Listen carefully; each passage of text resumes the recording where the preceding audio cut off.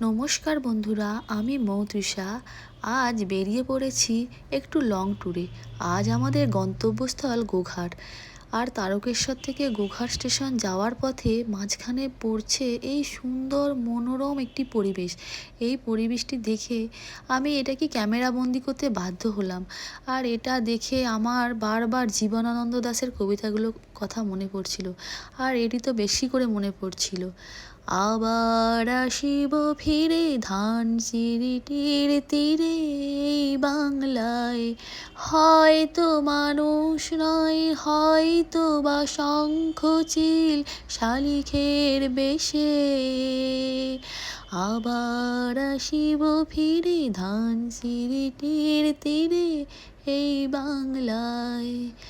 সত্যি এত সুন্দর পরিবেশ দেখে না বারবার মনে হয় এখানে বারবার ছুটে যাই।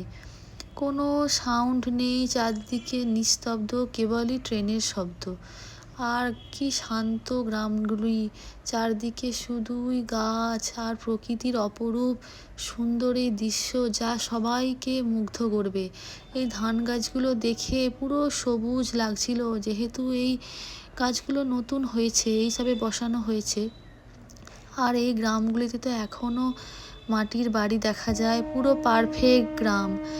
এসব দেখতে দেখতে আমরা চলে এলাম গন্তব্যস্থলে। তোমাদের কেমন লাগলো অবশ্যই বলো। Thank you.